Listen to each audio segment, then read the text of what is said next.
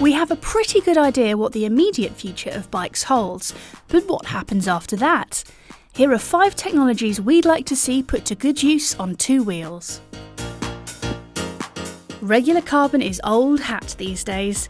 Sure, it's brilliant for making those laterally stiff, vertically compliant bikes we all froth over, but the basic concept of laying up carbon with epoxy hasn't changed all that much in recent years. The one carbon atom thick wonder material, graphene, appeared on the scene a few years ago, promising to revolutionise everything, but we're still waiting for it to take over in bikes.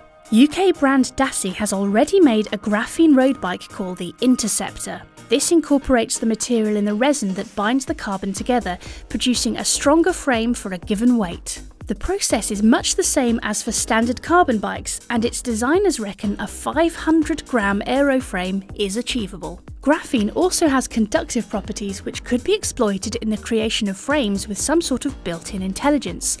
The possibilities are intriguing. Imagine if you never had to clean your bike ever again. How amazing would that be? Various non-stick and water-repellent coatings have been around for years, so why couldn't we have them on our bikes? Back in 2014, Nissan treated a car with something called Ultra Everdry, and it seemed like mud just wouldn't stick to it. The problem with such coatings is that they need regular application to work, so they're not really a labour saving. A permanent non-stick finish for bikes would be a godsend for winter riding, and what a difference it would make in cyclocross.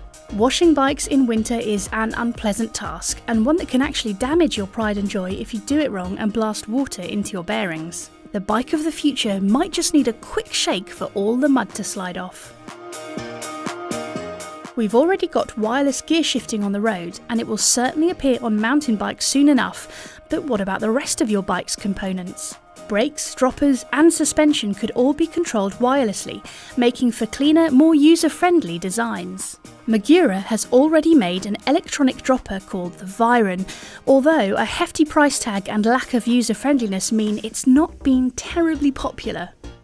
Imagine if you never had to route another cable through a frame, and if swapping your dropper post between bikes were as simple as undoing a single bolt and yanking it out. More wireless kit would mean keeping extra batteries charged, but if it simplifies frame design, drops weight and makes maintenance easier, then we reckon the trade-off might well be worth it. Convincing riders to use wireless brakes might be a little tricky, however. Modern mountain bike suspension is pretty incredible, combining lightweight with truly impressive performance. At the moment, on-the-fly adjustments tend to be limited to climbing lockouts and the like, but what if you could precisely adjust damping as you rode? Fox's never quite available live valve promises to offer something along these lines, but what we'd really like to see is a true magnetorheological damping setup as found on certain supercars like the Audi R8. Magnetorheological systems use a damping fluid containing tiny magnetic particles whose behaviour can be controlled by electromagnets. By precise adjustment of a magnetic field, the viscosity of the fluid can be altered. In practice, this means you could radically adjust the feel of your suspension with the flick of a switch, or a computer could manage its behaviour for optimum performance. Like electronic gears, such a system would need to be powered, and that brings us to our final piece of tech.